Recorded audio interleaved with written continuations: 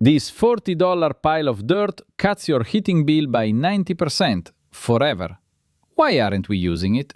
For thousands of years, humans buried their homes inside the earth. Then the HVAC industry made us forget.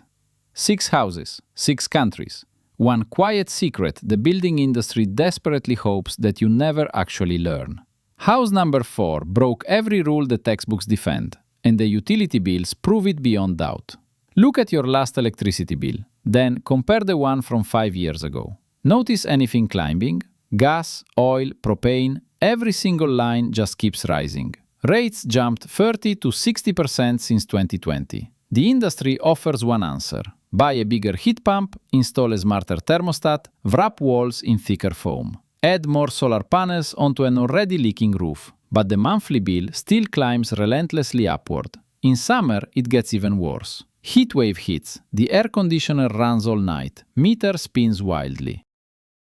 Old people suffer in stifling apartments because the grid cannot keep up. Blackouts roll through Texas, California, Spain. The wires are old, the demand is new.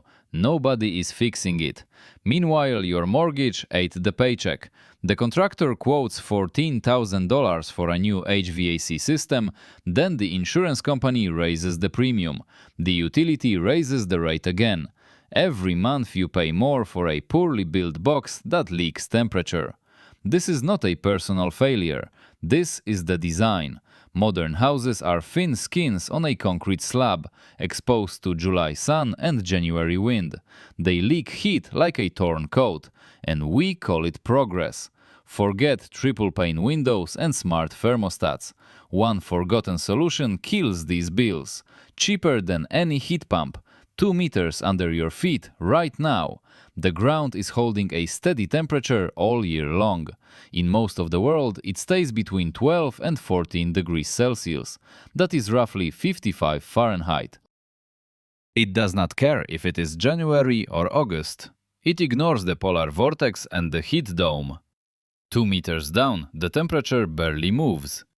Geologists measured it a century ago. Farmers knew it long before then. That is a free thermal battery, bigger than any wall-mounted lithium pack, older than any electrical grid. It has been sitting under every house ever built, completely ignored. Bury a house in that battery instead, something almost magical happens. The walls stop fighting the weather. The floor sits at 55 degrees untouched. In winter, you only lift the indoor temperature from 55 up to 20, barely any energy needed. In summer, the earth quietly pulls warmth from the room. No compressor, no refrigerant, no moving parts. Humans figured this out thousands of years ago. The Anasazi carved cliff dwellings into New Mexico rock. They stayed cool through brutal desert summers. Icelandic farmers stacked turf on the roofs for 8 centuries. Chinese villagers in Shaanxi still live in yaodong pit houses cut deep into ancient loess soil today. Some are 400 years old, still occupied, and the owners pay almost nothing to heat them. Turkish underground cities like Derinkuyu once held tens of thousands of people, 20 stories below the surface. Ventilation shafts, storage rooms, stables, kitchens, all carefully cut from soft volcanic rock. 2,000 years ago, built without any machinery, without a single kilowatt of grid power, yet still outperforming modern construction today. Then oil got cheap, air conditioning got cheap. The construction industry discovered thin walls sell faster than thick walls. The building code caught up to the cheapest legal minimum and stopped there. A simpler answer already exists. The construction industry doesn't want you knowing how simple the alternative is. A powerful physics trick from dirt. 6 modern architects proved it works. In deserts, the Alps, Wales, the Australian outback, and the American Midwest. 6 houses, 6 climates. One brilliant answer. And house number 1 actually costs less than a used car. Start in the high desert of New Mexico, elevation 2,200 meters. Winter heats -15. Summer days hit 38 Celsius. The wind is constant, the grid far away, firewood expensive, even propane worse. Here architect Michael Reynolds started building earthships back in the 1970s. Called a crank, hippie, code violator. Local inspectors tried shutting him down for decades. He built anyway. The wall itself is the entire trick. Discarded car tires, once the industry pays to bury, packed with 150 kilograms of dirt each. Stacked, staggered, coated with earth plaster. Every wall a thermal mass nearly a meter thick. Cheap, fireproof, bulletproof. Then he tilted the whole south face into glass. In winter, low sun pours in and warms the tires. When the sun sets, the tires slowly release heat back into the room until morning, staying above 18 degrees. 18 inside when it's -20 outside. Free energy pulled straight from dirt. Why aren't we using it? Inside, grey water from the sinks flows through planter beds along the south glass. Bananas, tomatoes, fig trees indoors. In a New Mexico winter, fruit ripens inside, while rainwater from the roof fills a cistern behind the tires. One system feeds the next. Reynolds calls it biotecture, and the house is genuinely, quietly alive. No furnace, no gas line, no propane tank, no chimney, no boiler. Nothing to service, nothing to bill. In winter, the inside holds 18 to 22 Celsius with a zero heating bill. Zero. Read that again. The house heats itself. In summer, the roof overhang blocks the high sun, so nothing overheats inside. The buried north wall holds the cool. The house drifts to 22 degrees without any air conditioner. Not because of clever electronics, because of dirt and geometry, a low-tech solution used for centuries. Reynolds documented material costs on his early builds. Some came in under $8,000 in raw materials, less than a used Honda. Owner labor did the rest. The industry called it impossible. The thermometer disagreed. Today there are earthships in more than 40 countries, and the Taos community has been occupied for decades. Utility bills come from residents themselves, not brochures. And those bills, verified in mailboxes, are near zero. House number 2 hides under a Swiss hillside, invisible from every road. Why aren't we using this? Fly across the Atlantic to the Alps, to a small village called Vals. Steep meadow, snowy winters. Strict planning laws. The Swiss did not want another modern house scarring the sacred view of the mountain. So a Dutch architect and his team cut a hole into the hillside and slid a house inside. From above you see only grass. From the valley below, one round glass eye stares straight back at you. A single curved facade of triple pane glass looks down the slope like a portal set in the ground. Behind that eye, the house is earth-sheltered. 3 walls hug the mountain. Roof of turf and wildflowers above. Solar orientation locked onto the winter sun. Measured energy use runs 80% lower than a code-built Swiss chalet. 80%. In a country with brutal winters, expensive electricity, and no forgiveness whatsoever for bad building. Every kilowatt-hour of savings is verified against Swiss national grid data. Heating comes from one small heat pump. It runs a few hours a day because the walls barely need it. The mountain does the heavy lifting. Cross to the other side of the planet. Coober Pedy, South Australia. Opal mining town in the outback. Summer temperatures hit 45 degrees Celsius in the shade. And out here, there is no shade at all. Above ground, it is unlivable without a screaming air conditioner running 24 hours a day, every day. So residents did what the local miners did a century ago. They simply moved underground, into the rock. The Baldwin dugout and hundreds of homes like it are carved directly into sandstone hillsides across town. Rooms have vaulted ceilings, kitchens with skylights cut straight up through the rock, bedrooms cool enough for blankets. Year-round interior temperature about 22 degrees Celsius. Every day, every season. No air conditioner, no heater whatsoever, nothing to plug in. The dugouts also fix another problem the Outback delivers for free: dust storms. When the wind picks up outside and turns the sky red, the interior stays still, cool, and dust-free. Visitors report they cannot even hear the storm through 2 meters of solid sandstone above their heads. The mountain acts as sound insulation the same way it acts as thermal insulation, completely, quietly, forever. Dugout owners regularly disconnect from the local grid entirely after the first year. There is nothing to power. A small solar panel handles lights and refrigeration. The rest is free. 45 outside, 22 inside, 0 input. The industry sells you a $15,000 system to do worse. But House 4 broke a rule engineers thought unbreakable. Wales, Pembrokeshire coast. Cliffs, salt wind, rain nearly daily. Any builder would specify heavy insulation and tiny windows. The architects at Future Systems did the exact opposite. The house is called Malator, nicknamed the Teletubby House locally. From above, a low green mound covered in grass with one bright oval window facing the open sea. The rule Malator broke? Every engineer teaches that glass is a thermal liability. Big windows always lose heat. Big windows overheat in summer and kill efficiency ratings. So Malator faces one enormous curved glass wall seaward. By every mainstream metric, this house should freeze in winter and cook every summer. It does neither. Here's why. The rest of the building sits buried under a 2-meter earth berm shaped exactly like a curving ocean wave. That berm catches prevailing wind and lifts it up over the roof, so wind never actually touches the glass. The berm is also a giant thermal capacitor, absorbing solar heat all day and holding it long past sunset.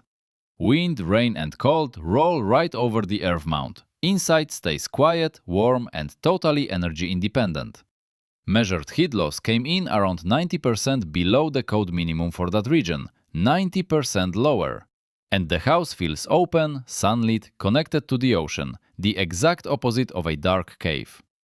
Why do mainstream architects still reject this brilliant approach? Because it simply does not fit their software.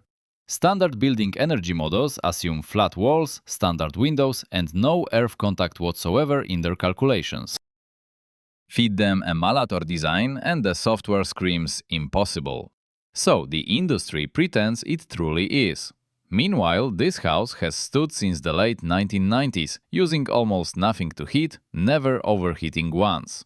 It became a study case in European universities. Yet the mainstream industry still deliberately ignores its lessons. Simple but powerful. The earth did all the heavy work. The architect just gave that energy a shape.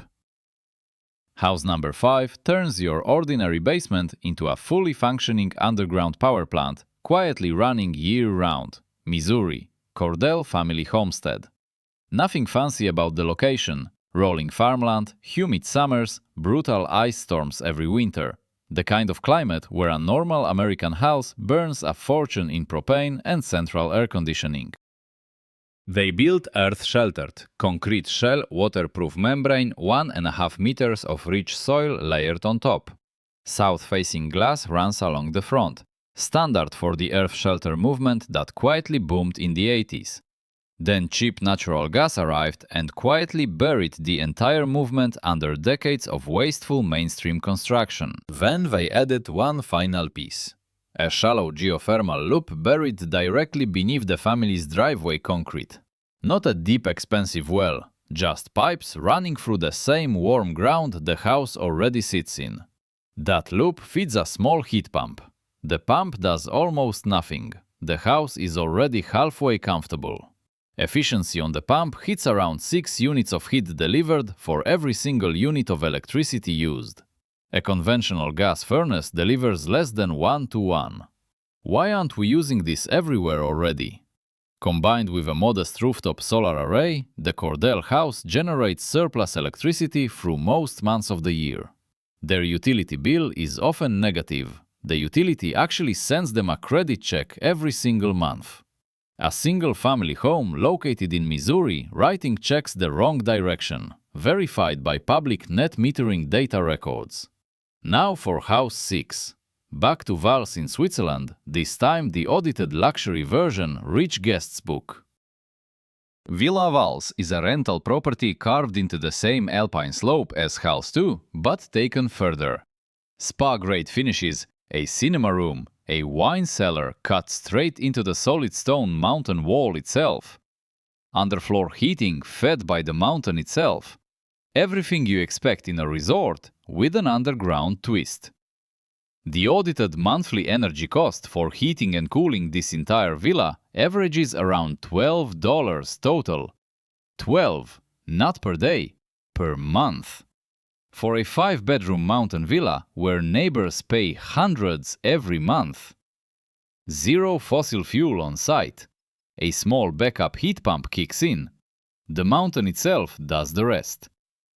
Guests report the temperature stays so steady, they simply forget the harsh outside world exists at all.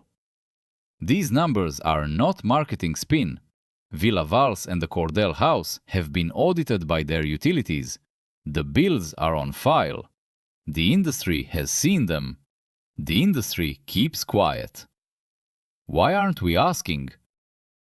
Now for the real math. How fast does an earth-sheltered home actually pay for itself in years? Let us be honest, building underground is not free. There is a real construction premium involved here. On top of standard site cost, expect roughly 15 to 20% extra for a proper earth shelter build. Waterproofing has to be right. Structural loads are higher because of the heavy soil weight pressing down. Skilled contractors charge more because, honestly, far fewer of them actually know how to do this work. So the sticker is higher up front. Now run the real monthly numbers on what a house actually costs. A typical American household spends between $180 and $400 monthly on heating, cooling, and electricity. In hot, dry climates, the summer bill alone hits $600. Cold northern winters push past $700. Cut that by 90%, or even just 70%. Savings land between $150 and $350 monthly. Month after month, for as long as you own the house. Pure free money the day you close. Take a real case. A Vermont family built a 3-bedroom earth-sheltered home back in 2022. Site work and shell came in at $360,000, about $40,000 above local median. Their first full year of operation showed heating and cooling costs of just $140 total. Their neighbors in a conventional house the same size paid $2,700 that year for propane and electricity. The difference, $2,560 saved. Every single year. Now do the payback arithmetic on that build premium. On an average build premium of $40,000 to $60,000, payback lands between 6 and 9 years. Not 30 years, not 15, 6 to 9. After year 9, everything is pure money in your pocket. And these houses do not fall apart. The concrete and earth combo has a documented service life over 50 years. No shingles to replace, no siding to repaint, no HVAC compressor to swap out every 12 years or so, no exterior painting every summer. The earth is your roof, and the earth does not need a warranty. Now the surprise nobody advertises. In dry climate markets like New Mexico, Arizona, and Southern Australia, buyers pay more. Resale value on well-built earth-sheltered homes runs 22% higher per square meter than comparable above-ground homes. Buyers who have done the math will pay a premium for the bills they will never receive. It pays for itself. Then it keeps paying. Then it sells for more than you put in. So why isn't every new house built this way? Because complexity is where the industry makes money. A conventional house needs furnace, air conditioner, ductwork, thermostats, gas connections, filters, coils, contactors, and constant technicians. Every one of those is a line item somebody sells you. Every one of them eventually breaks. An earth-sheltered house needs a shell, some glass, and a small pump. There is nothing to service. That is a huge problem for the people who sell service, replacement parts, and endless maintenance contracts. Ask any working general contractor about earth-sheltered construction and watch their immediate reaction unfold in real time.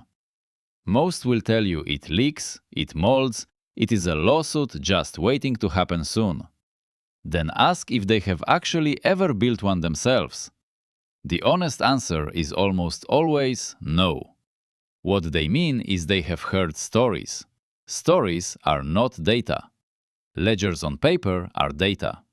The real data sits on the utility ledger of every one of the 6 houses we examined. Building codes are the next major friction point. Most local codes assume only wood frame above-grade construction actually exists. Anything else requires special engineering stamps, custom inspections, and thick paperwork stacks most local inspectors have never seen. Some jurisdictions still classify an earth-sheltered home as a basement and refuse permits as a primary residence. Insurance companies have no actuarial tables for green roofs. They price the policy like a leaking swimming pool. Mortgage lenders panic when they cannot find comparable sales, because there are no comparables within 50 kilometers. None of these are physics problems, they are paperwork problems that dissolve when enough people ask the same question. There is one more thing the industry rarely mentions. Earth-sheltered homes are almost impossible to burn down. The exterior is dirt. Wildfires in California, Australia, and Greece wiped out entire subdivisions of conventional homes. The earth-sheltered neighbor stood untouched. Insurance still has not updated tables, but homeowners in fire zones notice.